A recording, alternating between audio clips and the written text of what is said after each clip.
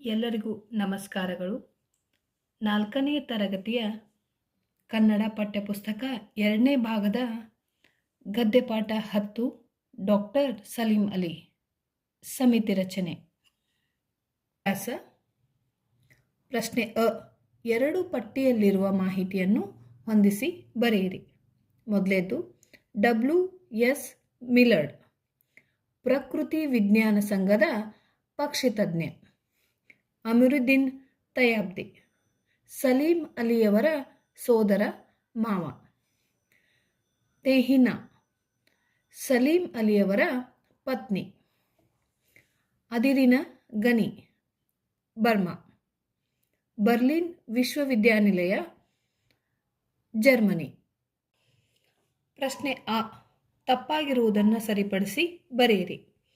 ಮೊದಲೇ ಪ್ರಶ್ನೆ, ಸಲೀಂ ಅಲಿ 10 ಮಕ್ಕಳಲ್ಲಿ ಮೊದಲೆಯವರು. ಇದರ ಸರಿಯಾದ ಉತ್ತರ, ಸಲೀಂ ಅಲಿ 10 ಮಕ್ಕಳಲ್ಲಿ ಕೊನೆಯವರು. ಎರಡನೇ ಪ್ರಶ್ನೆ, ಪ್ರಕೃತಿ ವಿಜ್ಞಾನ ಸಂಸ್ಥೆಯ ಪಕ್ಷಿತಜ್ಞ W.S. ಮಿಲ್ಲರ್ಡ್. ಇದರ ಸರಿಯಾದ ಉತ್ತರ, ಪ್ರಕೃತಿ ವಿಜ್ಞಾನ ಸಂಘದ ಪಕ್ಷಿತಜ್ಞ W.S. ಮಿಲ್ಲರ್ಡ್. ಪ್ರಶ್ನೆ 3, ಅಮೀರುದ್ದೀನ್ ತಯಾಬ್ದಿಯವರು ತುಂಬ ಬಡವರಾಗಿದ್ದರು. ಇದರ ಸರಿಯಾದ ಉತ್ತರ, ಅಮೀರುದ್ದೀನ್ ತಯಾಬ್ದಿಯವರು ತುಂಬ ಶ್ರೀಮಂತರಾಗಿದ್ದರು. ಪ್ರಶ್ನೆ ಈ. ಒಂದು ವಾಕ್ಯದಲ್ಲಿ ಉತ್ತರಿಸಿರಿ. ಮೊದಲನೇ ಪ್ರಶ್ನೆ, ಕಾಡುಗುಬ್ಬಚ್ಚಿಯ ಕುತ್ತಿಗೆ ಕೆಳಗೆ ಯಾವ ಬಣ್ಣವಿತ್ತು? ಇದರ ಉತ್ತರ, ಕಾಡುಗುಬ್ಬಚ್ಚಿಯ ಕುತ್ತಿಗೆಯ ಕೆಳಗೆ ಹಳದಿ ಬಣ್ಣವಿತ್ತು. ಎರಡನೇ ಪ್ರಶ್ನೆ, ಸಲೀಂ ಅಲಿ ಯಾವಾಗ ಮತ್ತು ಎಲ್ಲಿ ಜನಿಸಿದರು? ಇದರ ಉತ್ತರ, ಸಲೀಂ ಅಲಿ ನವೆಂಬರ್ 12, 1896ರಂದು ಮುಂಬೈಯಲ್ಲಿ ಜನಿಸಿದರು. ಪ್ರಶ್ನೆ 3, ತೆಹಿನಾ ಯಾರು? ಸರಿಯಾದ ಉತ್ತರ, ಸಲೀಂ ಅಲಿ ಅವರ ಪತ್ನಿ. ಪ್ರಶ್ನೆ 4, ಸಲೀಂ ಅಲಿಯವರು ಬರ್ಲಿನ್ ವಿಶ್ವವಿದ್ಯಾನಿಲಯದಲ್ಲಿ ಯಾವುದರ ಬಗ್ಗೆ ತರಬೇತಿ ಪಡೆದರು? ಇದರ ಉತ್ತರ, ಸಲೀಂ ಅಲಿಯವರು ಬರ್ಲಿನ್ ವಿಶ್ವವಿದ್ಯಾನಿಲಯದಲ್ಲಿ ಪಕ್ಷಿ ವಿಜ್ಞಾನದ ಬಗ್ಗೆ ತರಬೇತಿ ಪಡೆದರು.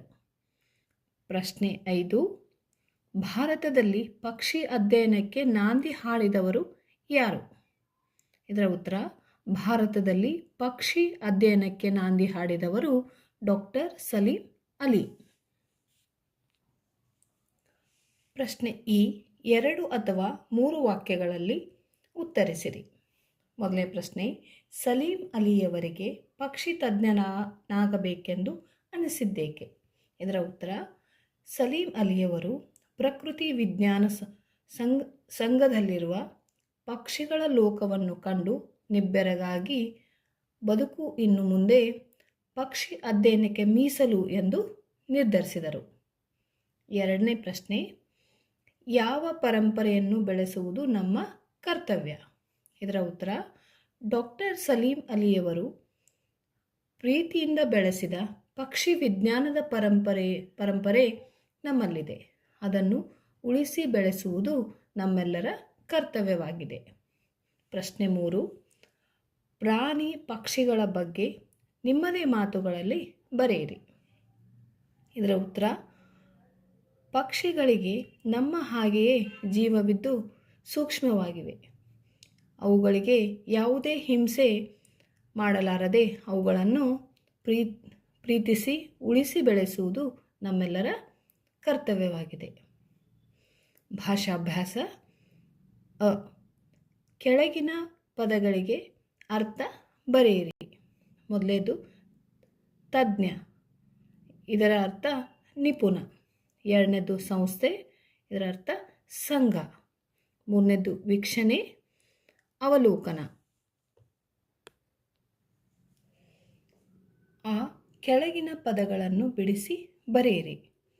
ಕರೆದೊಯ್ದರು, ಕರೆದು ಪ್ಲಸ್ ಒಯ್ದರು. ಎರಡನೇದು, ಹಡಗಿನಲ್ಲಿ, ಹಡಗಿನ ಪ್ಲಸ್ ಅಲ್ಲಿ. ಮೂರನೇದು, ಪಾಲಾಯಿತು, ಪಾಲು ಪ್ಲಸ್ ಆಯಿತು. ಇನ್ನು ಭಾಷಾ ಚಟುವಟಿಕೆ. ಮಾದರಿಯಂತೆ ಎರಡನೇ ಪದ ಬರೆದು ಜೋಡಿ ಪದವನ್ನು ಪೂರ್ಣಗೊಳಿಸಿರಿ. ಮೊದಲನೆಯ ಪದ ಬರೆದು ಮುಂದಿನ ಪದ ಜೋಡಿಯನ್ನು ರಚಿಸಿರಿ. ಸಹಾಯಕ್ಕೆ ಆವರಣದಲ್ಲಿರುವ ಪದಗಳಿಂದ ಸೂಕ್ತವಾದದ್ದನ್ನು ಆರಿಸಿ. ಮಾದರಿ: ನವರಾತ್ರಿ. ರಾತ್ರಿ: ರಾಣಿ. ಮೊದಲೇದು: ಸೀಸದ ಕಡ್ಡಿ. ಸೀಸದ ಕಡ್ಡಿ. ಕಡ್ಡಿ: ಹುಳು. ಮಾವಿನ ಮರ. ಮಾವಿನ ಮರ. ಮರ: ಸೇಬು. ತೆಂಗಿನ ಕಾಯಿ. ತೆಂಗಿನ ಕಾಯಿ. ಕಾಯಿ: ತುರಿ. ಜಾರು ಬಂಡೆ. ಜಾರು ಬಂಡೆ. ಬಂಡೆ: ಕಲ್ಲು. ಗುರು ದೇವ. ಗುರು ದೇವ. ದೇವಸ್ಥಾನ. ದೇವಸ್ಥಾನ. ಧನ್ಯವಾದಗಳು.